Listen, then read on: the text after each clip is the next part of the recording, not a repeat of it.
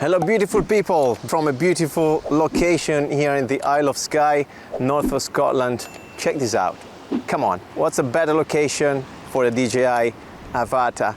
We're gonna test out some filters by Freewell ND filters. We're gonna talk about them, what they do, and I'm gonna guide you through the kit I received. All the links in the description tab. Let's get rolling.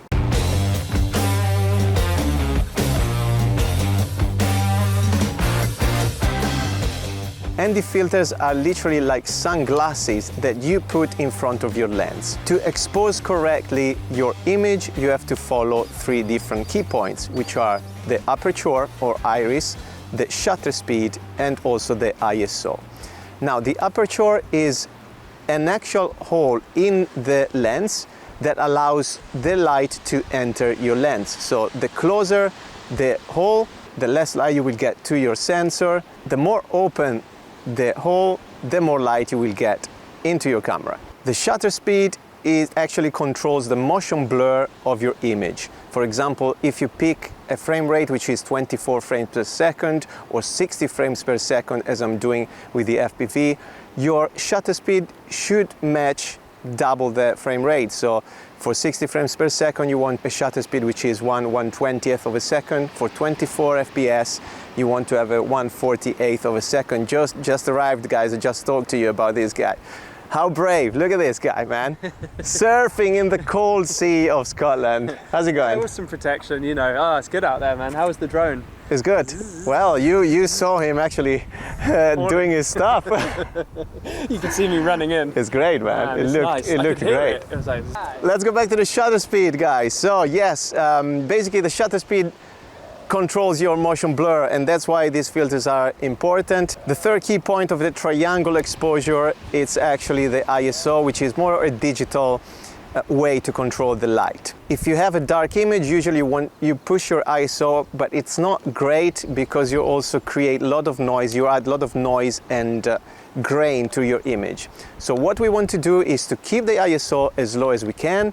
And on my FPV drone, it was 100 today, ISO 100 to keep the noise down. My aperture is the standard aperture of the lens of the Avata. We can't really control that. And the shutter speed was double my frame rate, so 1/120th of a second. If you don't use ND filters, your image will look skippy and you will not have any motion blur. So what we're gonna do today is to test the FPV drone with filters and without filters. And actually, I'm gonna show you right now some of the clips. They probably don't match exactly, but you can see in the one used with the ND filters, the image is nice and blurry. You got a natural motion blur, even of Joe walking down the beach.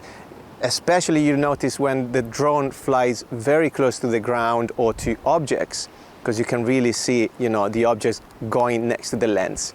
But on the other side, when we didn't use the ND filters, but just the auto settings of the camera, well, the image is very skippy, there's no motion blur, and it's not as natural. Also with ND filters, of course, you can control the highlights as well in a better way than in auto.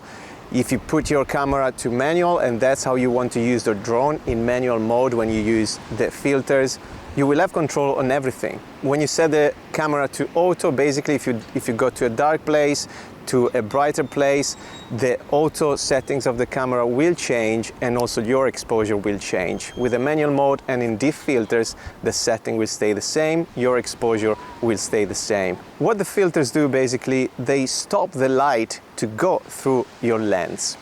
And we have different ND filters with different variations.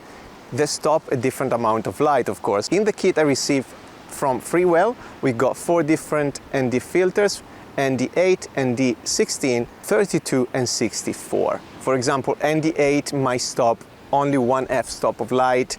ND16, it probably stops a bit more than that, different f-stops, and so on. So the bigger the number of your filter, the less light will hit your sensor.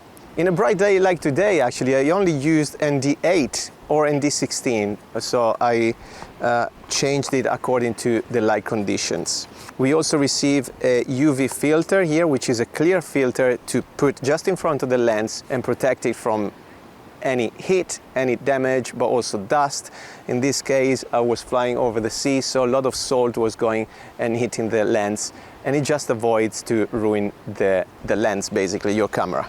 To place the filters on the camera of the drone is very simple. They actually clip into the lens. Go and check the Freewell website. They have a lot of nice and interesting products, something you want to have if you're getting, even as an amateur, you know, towards the video making, filmmaking industry. Well, subscribe for more videos. Joe is taking some clips with a Super 8mm camera, vintage camera. And if you want to see a video between the FX3, for example, and that camera, drop a comment down here in the comment tabs. Well, hope you enjoy the landscapes, this beautiful view. We are gonna do it for sure. We'll see you in the next one. Take care. Oh, by the way, check these photos. Yesterday, we was doing stupid things. We went to check some waterfalls. Waterfalls were not there, so we found a car park and we did some flips, and I bursted my ankle, and that's what I get to pretend I'm 20 years old.